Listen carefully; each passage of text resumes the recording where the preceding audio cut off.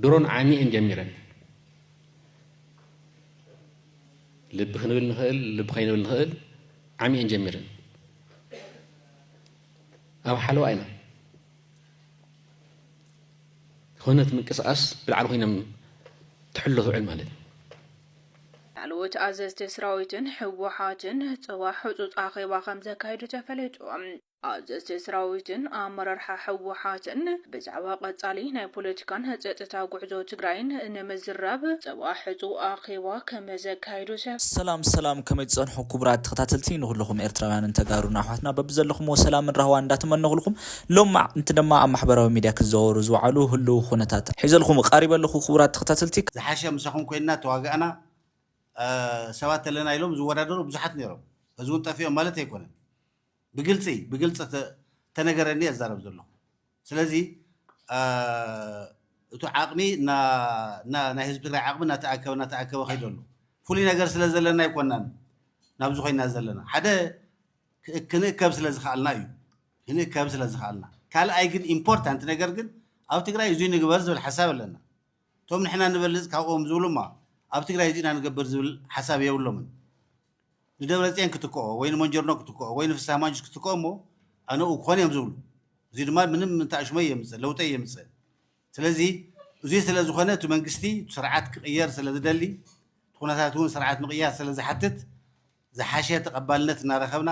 ዝሓሸ ስምምዕነት እናረኸብና እናተዘራርብና ንኸደለና መሬት ምስ ሓስካዮ እኮ ድፋዕ ኢኻ ዘላ ኣብ ድፋዕ ከፍ ኢሉ ዝፀንሓልካ መንእሰይ ኣሎ ዶ ንዑ ዝኾን ሎጂስቲክስ ኣለካ ዶ ወይስ ከምታ ዝኒና ኣላው ኹን ወታደር ናበልካ ዲኻ ክተንብሮ ንኻል ብዙሕ እዩ ዝኸውን ሽዑ መሬት ምስ ሓስካ ዝሽየጥ ሰብ እዮም ዘፍሪ ይሳቶም ከዓመይሶም ካልኦት ሜላታት ኣሎ ተሜላ ንሱ እንዳዓፈንካዮ ብጋኑ እንዳጥፋእካዮ ክትከድ እንድሕር ኮንካ ፀላኢኻ ኣሰልቺኻ ስዒርካን በርኪኻ ክትነብሮ እንትኾንካ ትዕዝብሎ ዘለኹ ምግባር ወሳኒ ዝብል እምነት ኣለኒ ቪዲዮችን ደግፎ የመጀመሪያ እንደ መረጃ ያክል አፋር ያሉት ሐራ መሬት ብሎ ራሳቸው የሚጠሩት የትግራይ መንግስት ዛሬ በካቢኔ መግለጫ አውጥቷል። ሐራ መሬት ብላችሁ አፋር ሄዳችሁት በአስቸኳይ ወደ ትግራይ ግቡ፣ እዛ ሆናችሁ ትግራይ ለመውጋት ከብልጽግና ከጄኖሳይድ ብልጽግና ጋር ሆናችሁ ትግራይ ለመውጋት የምታስቡ ከሆነ ጥቁር ታሪክ አጻፉ፣ በአስቸኳይ ወደ ትግራይ ወደ ህዝባችሁ ግቡ፣ ወደ ትግራይ ግቡ ብሎ ጥሪ አድርጓል። ስለዚህ ጉዳይ ያው በዛሬ መግለጫ ስላለ ስለዚህ ሶሻል ሚዲያ ላይ ያነበባችሁት ይመስለኛል። አፋር ስብሰባ ላይ ነው የሰነበቱት የወደን ጥሩ ልጆች ከክፍለ ሰራዊት ከክፍለ ጦር አመራር በላይ ሞባይል ቴሌፎናቸውን ተቀምጧል። ዛሬ የደረሰን ከዛ አካባቢ አነጋግረናቸው ነበር። ስለተናገረው አጀንዳ ለሚዲያ ስለማይሆን ዝም ብለን ለሚመለከተው አካል ሰምተውት ይሆናል። ነገ ይጠናቀቃል ስብሰባው። ሁሉም መሳሪያ ተሰጥቷቸዋል። መሳሪያ አልነበራቸው ብልጽግና አላምናቸው ወደ ትግራይ ይሄዳሉ፣ ወደ TDF ይገባሉ እያለ ሲጠራጥራቸው ሰንብቶ ሰሞኑ ቁርጥ ስለሆነ ኦሬዲ ትገባላችሁ ተብሎ ስለተነገራቸው ወደ ብልጽግና ሰራዊት ጋር ተቀላቀላላችሁ ተባሉ። ሁሉም ባዶ እጅ የነበሩ የሐራ መሬት የሚባሉ የወደን ጥሩ ልጆች በሁሉ መሳሪያ ተሰጥቷቸዋል፣ ክላሽ ተሰጥቷቸዋል። አሁን ዛሬ አሁን አመሻሽ ላይ መረጃ ለማሰባሰብ ተብለው ወደ ትግራይ ሾልኮ የገቡ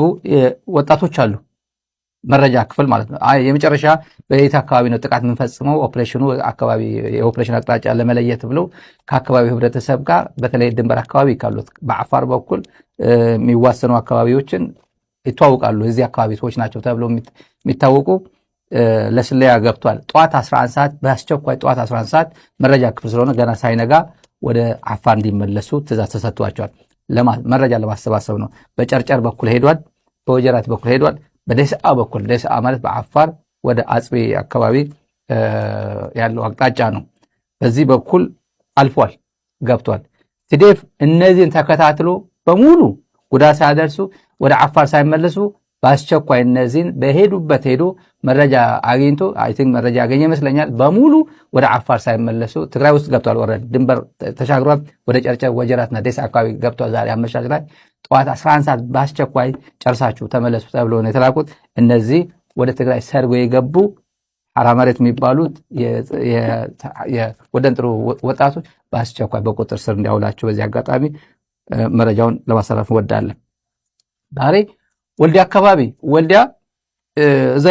የተራገፈ ሁሉም ታዳጊዎች የሞሉበት የመከላከያ ብልጽግና ሰራዊት ጉድ ነው የምነግራችሁ። ዛሬ ወልዲያ አካባቢ ይሄን ፕሮግራም የምትከታተሉ ምንድነው የተፈጠሩ ምንድነው ያሉ ወጣቶች እዛ ሪሊ መከላከያ ናቸው ወይ ሪሊ ለጦርነት ነው ወይ የመጡ ያሉት ትግራይን ለመውጋት የመጡ ያሉት ታዳጊዎች ናቸው ወይ እጅግ አሳዛኝ ነው የት እንደሄዱ ወዴት አቅጣጫ እንደመጡ እንኳን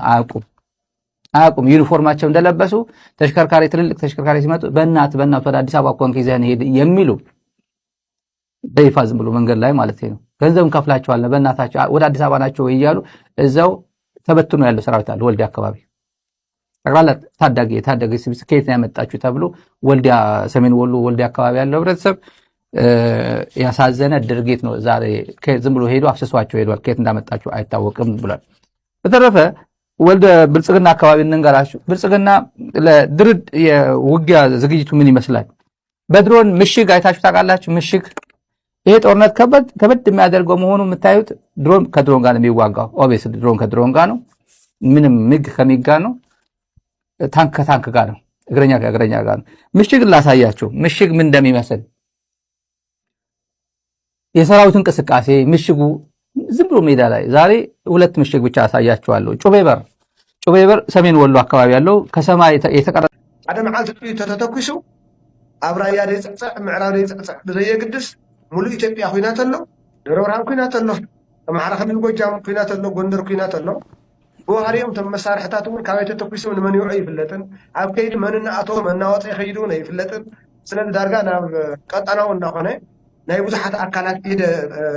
ኣካላት ረብሓውን ዝጸሉ እናኾነ ኸይደለ ሕዚ ሱዳን ተሳዒራ ማለት ባይ ዲፎልት ትግራይ ተሳዒራ ኤርትራ ተሳዒራ ማለት ሕዚ ትግራይ ተሳዒራ ማለት ኤርትራ ተሳዒራ ሱዳን ተሳዒራ ማለት ሱዳን ተሳዒራ ማለት እውን ከምኡ ኤርትራ ተሳዒራ እውን ከምኡ ስለዚ ኣብ ራያ ደይጅምር ኣብ ጎጃም ደይጅምር እዩ እምበር ኣብ ልዕሊ ኢትዮጵያውያን ብምልኦም ኣብ ልዕሊ ሃገር ኢትዮጵያ ብምልኣ ኣብ ልዕሊ ህዝቢ ኤርትራ ኣብ ልዕሊ ህዝቢ ሱዳን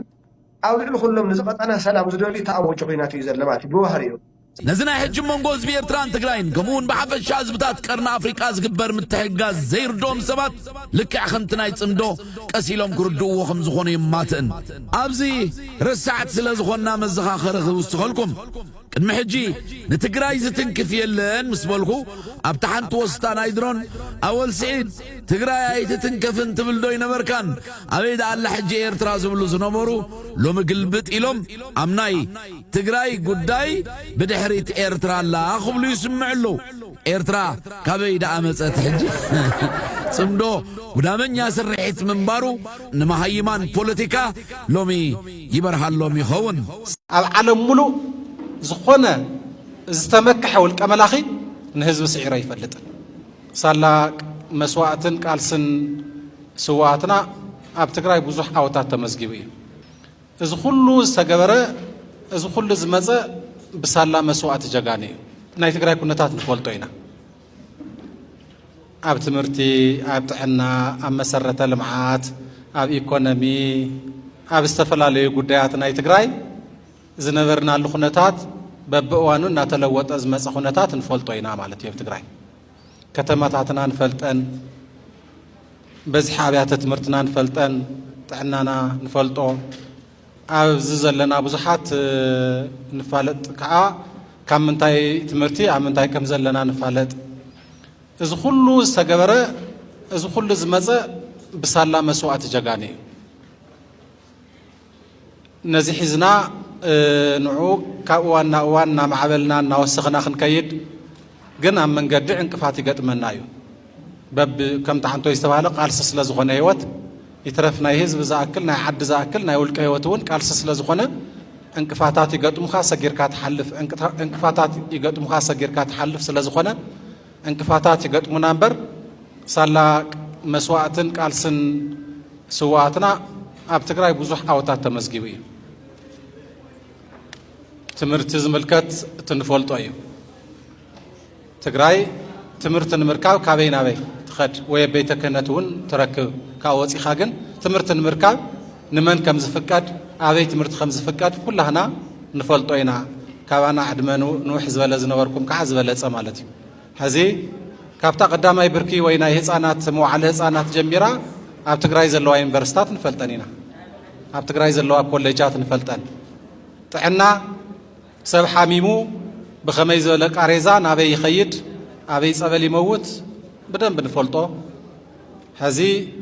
طعنا زملكت مس ብዙሕ ጉድለታቱ ኣካል ናይ ጆኖሳይድ ኮይኑ ዝበፅሖ ጉድለታት ብጣዕሚ ብዙሕ እዩ ግን ንሱ ከም ዘሎ ኮይኑ እውን ናይ ጥዕና ተበፅሕነት ንፈልጦ ኢና መጥሓን ንምርካብ ሓውዜን መጥሓን ንምርካብ ናበይ ይኸየድ ነይሩ መጥሓን ንምርካብ ሕሩጭ ንምጥሓን እኽልም ንምጥሓን ማለት እዩ ብዙሕ ነገር ምባል ይካል እዚ ኩሉ ሳላ መስዋዕትን ቃልስን ጀጋኑ ዝተረኸበ እዩ እንቅፋት ግን ገጢምዎ ኣሎ እዚ እንቅፋት እዚ እውን ክንሰግሮ ኢና ምንም ዘየጠራጥር ነገር እዩ ክንሰግሮ ኢና ምክንያቱ ዝኾነ ጨቋን ዝኾነ ስርዓት ዝኾነ ውልቀ መላኽ ዝኾነ ስርዓት ምስ ህዝቢ ገጢሙ ተዓዊተ ይፈልጥን እዚ ትናህና ታሪክ ጥራሕ ኣይኮነን እቲ ኣብ ትግራይ ከም ተዓንቶ ዝተባሃለ ዝኾነ ዝተሰባበራ ናይ ቀደም ባህላዊ ይትኩሳ ድየነይ ይትኩሳን ዘይፍለጣ 4-5 ሒዞም ተምሃሮ ዩኒቨርሲቲ ናብ ደደቤት ወሪዶም ዝለወጥዎ ነገር ጥራሕ ኣይኮነን ኣብ ዓለም ሙሉእ ዝኾነ ዝተመክሐ ውልቀ መላኺ ንህዝቢ ስዒሮ ይፈልጥን ንህዝቢ ስዒሮ ኣይፈልጥን መዋፅኦ ናብ ኢድና እያ ደጊም በኣና ወዲእና ኢና ዝኣኽለና ፅዒርና ኢና ተፀሚምና ኢና ከፊልካ ኢኻ መስዋእቲ ትኸፍል ኣለካ ሕዚ እውን ዋኸማ ኢልካ ቅፅል ግን የብለካን ሕዚ ክንገጥም እዩ ዘለና በሁመራ አቅራቢያ በሚገኘው የሸረሪና ግንባር ግዴማ በተባለች ቦታ ላይ በወታደራዊ ኃይሎች ቁጥጥር ስር የዋለ ግዙፍ የመሳሪያ ዲፖ መገኘቱ ተገለጸ።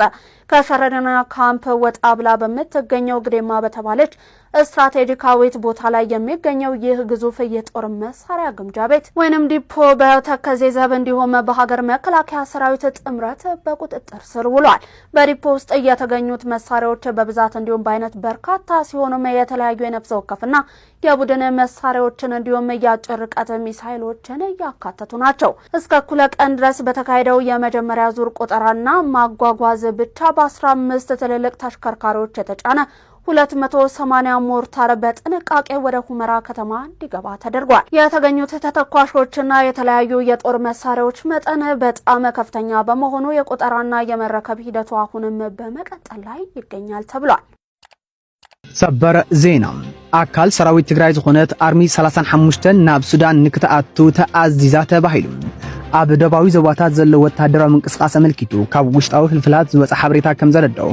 አርሚ 35 ናብ ሱዳን ንምእታው ከም ዝተመደበ ተፈሊጠሎም። በዚ መሰረት ኣብዚ ቅንያት እዚ ወታደራዊ ኮማንድ ግንባር ምዕራብ ጽዑጽዕ ኣኼባ ዘካይድ ክኸውን እንከሎ ኣብ መንጎ ዓልወት ኣመራርሓ ሓያል ክርክርን ምፍሕፋሕን ከም ዝነበረ ተሓቢሮም።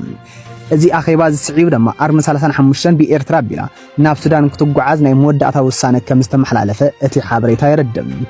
ካብ ግንባር ምዕራብ ዝወፀ ሓበሬታ ከም ዘመላኽቱ ኣብ ሰሙን እዚ ወታደራዊ ኮማንድ ግንባር ምዕራብ ሓያል ኣኼባ ክካይድ ቀኒ ኣሎ። እዚ ኣኼባ እዚ ብጀነራል ምግበይ ሃይለ ዝተመርሐ ኮይኑ ንሶም ጠረጴዛና ውቕዕን ሃይላንድ እናደርበዩን ክቁጣዕ የመሪሖም። ጀነራል ምግበይ ሃይለ ኣብ ዘረቦም ኣብ ውስጥና ባንዳታት ኣለው ክንፀረልና እናብሉ ኢዶም ናብ ማርክ ፀጋይን ዓይኖም እናዋጣወጡ ክኸሱ ከም ዝቐነዩ ተፈሊጦሎም። ንድሕሪ ኣርሚ 13 እትስዕብ ኣርሚ ንምውሳን ብዙሕ ክርክር ዝተለዓለ ክኸውን እንከሎ ካብ ኣርሚታት 35 1742 ሓንቲ ኣርሚ ብኤርትራ ጌራ ናብ ሱዳን ከም ትጓዓዝ ተነጊርዎም ኣሎም። ምስ እዚ ተኣሳሲሩ እቲ ሰራዊት ድልው ክኸውን ሞባይል እናመንጠሉ ንክጸንሑን ትእዛዝ ተዋሂቡ ከም ዘሎ ይዝከር።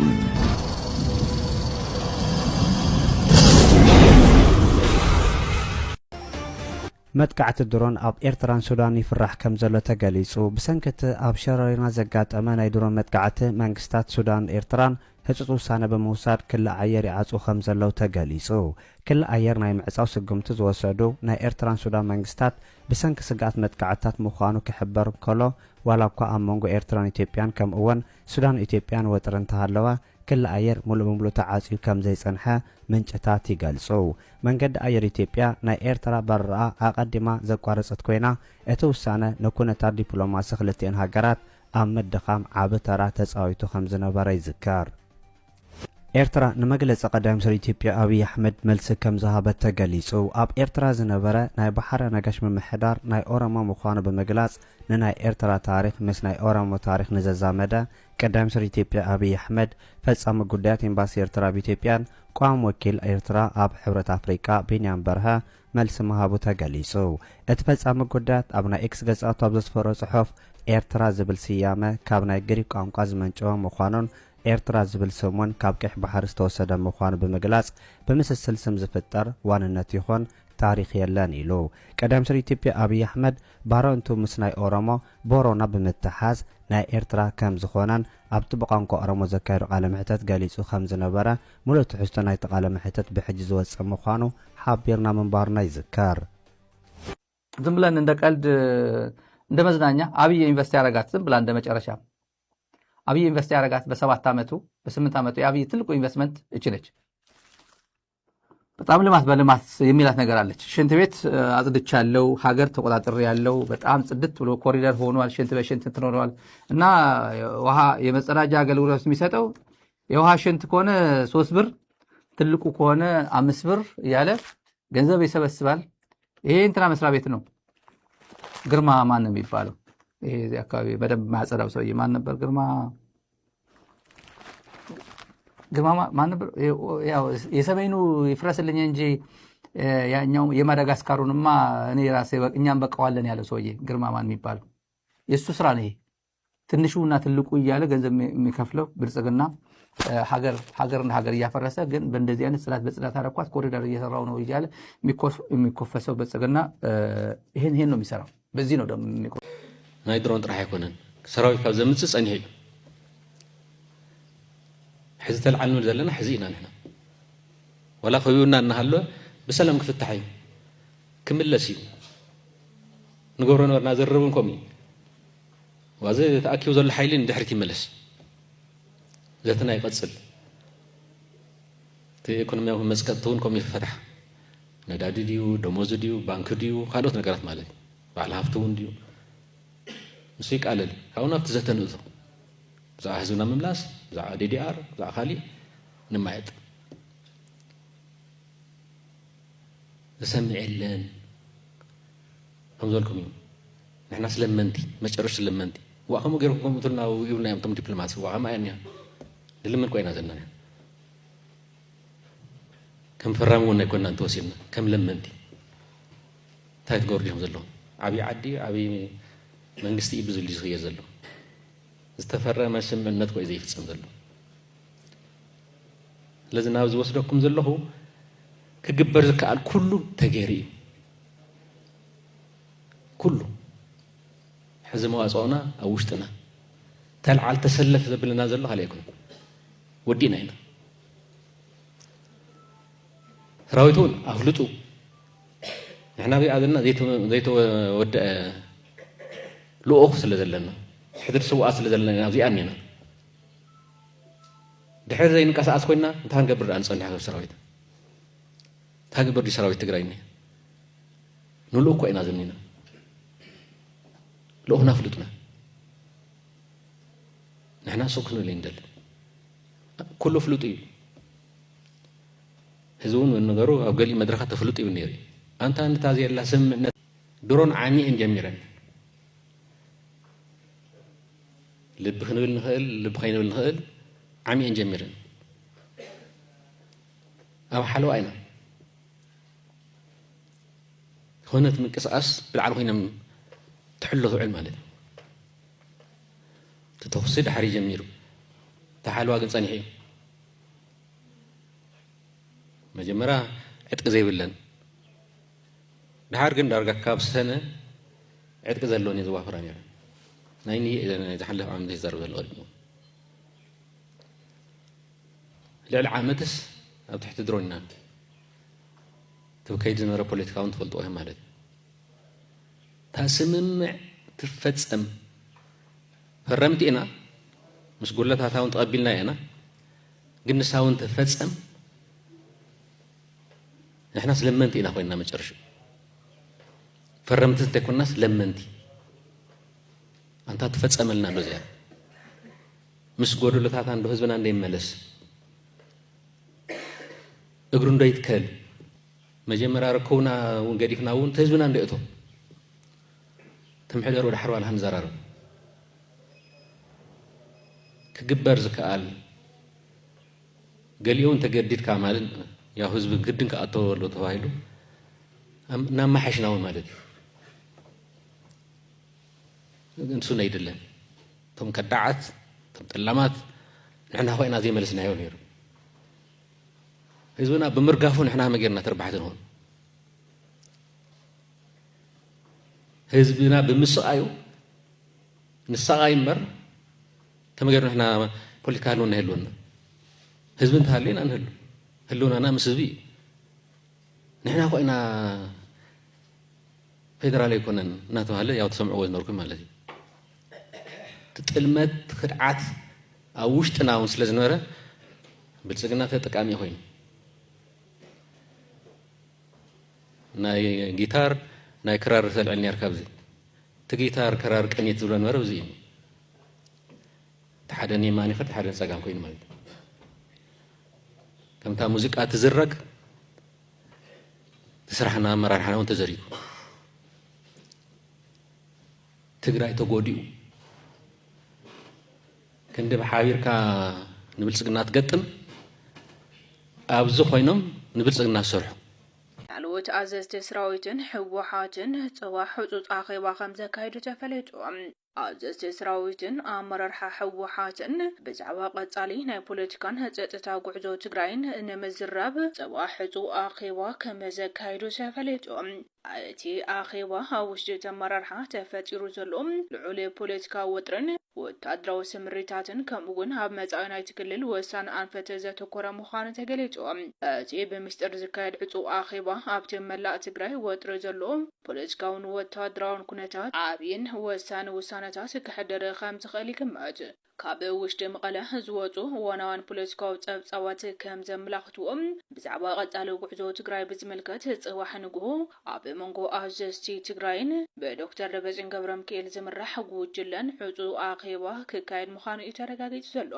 እዚ አኺባዚ እቲ ክልል ኣብ መንጎ ዝተፈላለዩ ኣመራርሓታት ብዝተፈጠረ ፖለቲካዊ ምፍላይን ናይ ሓልታት ሚዛንን ወታደራዊ ስምሪታትን ኣብ ዘይተረጋግዕን ፍጹም ወጥሪ ኣብ ዝኣተወሉ ብርኪ ኣብ ዝበጽሐሉ ዘሎ እዋን እዮም ከም ሓበሬታቶም ምንጭታት ኣብ ጽዋሕ ንጎ ዝካየድ ዕጹ ኣኺባ ኣብ ውሽጢ ኣመራርሓ ህወሓት ዘሎ ናይ ስልጣን መስመርን ኣፈላላይን ኣብ ድዋትን ወሰናት ትግራይ ዝረኣዩ ዘሎ ወታደራዊ ምንቅስቃስን ናይ ሰራዊት ስምሪታትን كمون مس منغسي فيدرالن زواو حيلتاتن زغبر زلو سلتاوي متأسسارن قصال انفت تخللن هابزولو وسنتي اجنداتات بسافي حكزتيلو تصبتي كبرم أبز حزوان هملا تقرأ زلو بوليتيكا وطرت هابج أفا بزبط حلوان لعلوت وتادرون بوليتيكا مراحتن استفلالي مدلواتن سوقومتتاتن النواسدو هابزل الوان نايزوم أكلات عطو أخيوا مقبار بهزبن بتعذبتن تثبيت أنها تقبر يركب